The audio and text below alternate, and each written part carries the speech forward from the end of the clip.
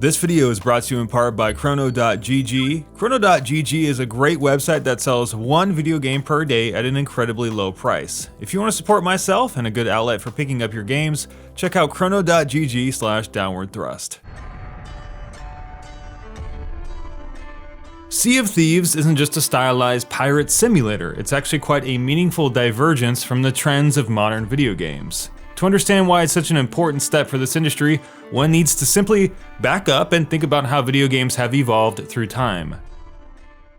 20 years ago, video game makers were basically making games that were simply fun-forward. Back in the SNES era and onward, there weren't as many people making video games. The mobile gaming boom and the free-to-play bang hadn't happened yet, it was just a few consoles out in the market. If you made a great game back then, the world would find it. Nowadays, video game development is a cutthroat environment and the competition is basically stacked up against anyone who tries to make a new video game. Thousands of games are vying for our attention and all the major genres have been so carefully refined to meet our exact wants and needs. It seems like there are so many templates for what not to do and for what to do. But even if you create a fantastic game that is exactly what people want and marketed appropriately, you could still get gobbled up by Candy Crush and PUBG. Great video game ideas get buried at the bottom of the sea all the time because it's so damn competitive out there. When Rare was at its apex, they were making incredibly fun, interesting, unique video games that many people loved without most of this worry. But as time went on, more and more video game makers, consoles, and applications came around to compete with them and the dozens of other development teams making games. New game ideas came around all the time. Open world games, phone games, online games, free-to-play games, they would all pressure the grandfather gaming studios into changing the way they designed games. Unfortunately, my favorite genre ever, platformers, were one of the first subgenres to walk that plank.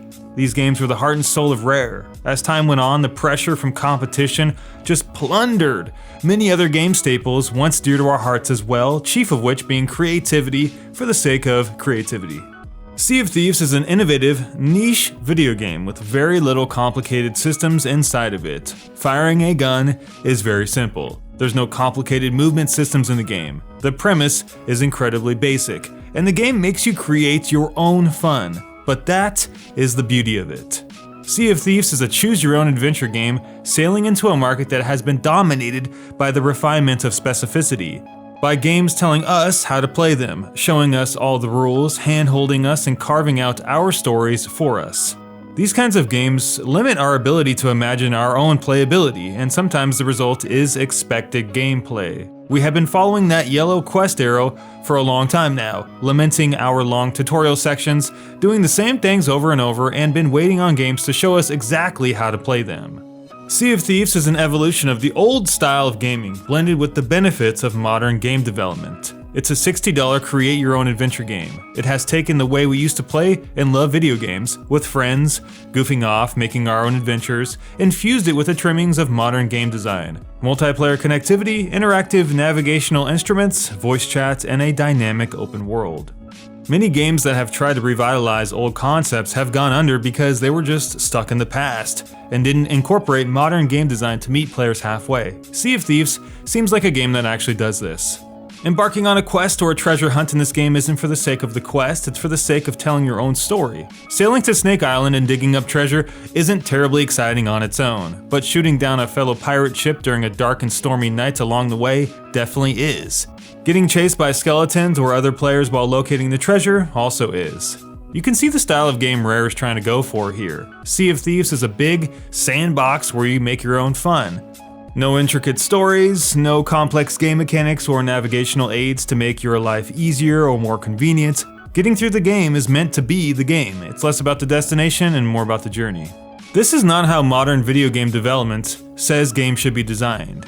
These days, games have been steering towards safe, structured gameplay with too much focus on limiting your gameplay.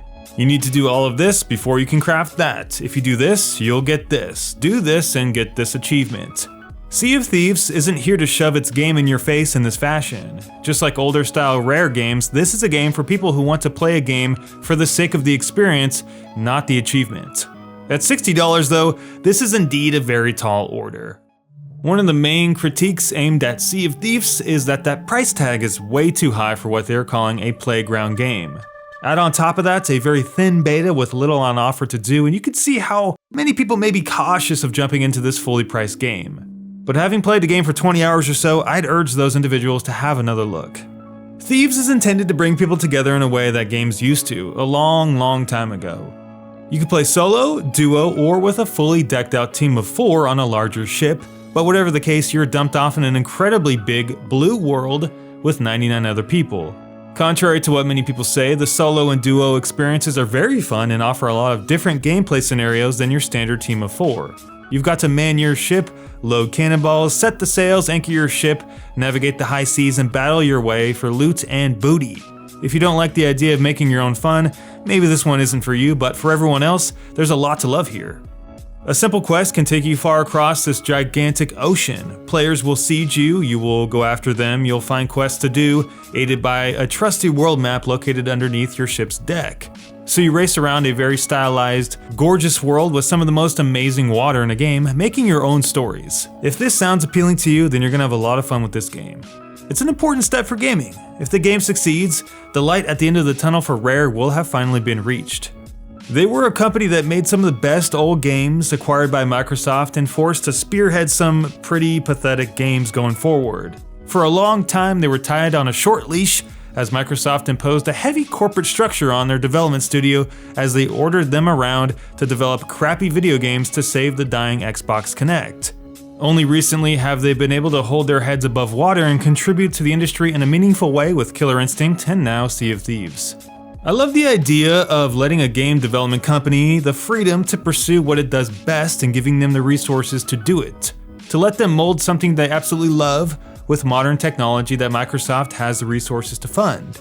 Having played the game in crossplay with friends with absolutely zero issues, I'm definitely excited.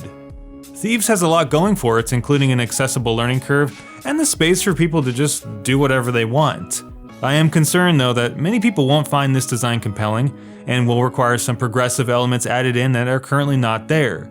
I think much more customization content is needed and more options for optimizing your ship. And last, more focal points to bring players together.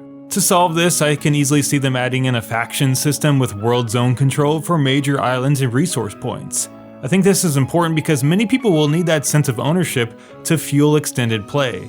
It's one thing to make your own fun in Thieves, but it's another for the game to actively support you while you seek it. This would give more reasons for people to stay on board with this insanely fun game well after the honeymoon period simply fades away.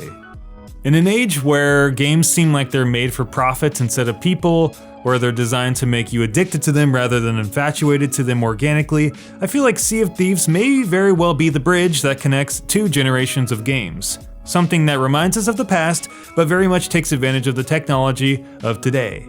And perhaps a once great video game studio can finally get the freedom from a publisher to bring this industry fun, creative, and interesting games once more should Thieves succeed. Thanks for watching, guys, I really appreciate it. I think Sea of Thieves is definitely one of the controversial games of 2018 so far. There's going to be a lot of people who love it and probably a lot of people who do not. So go ahead and comment down below and share your thoughts with this very interesting game. Have a great day, guys, and we'll see you in our next video.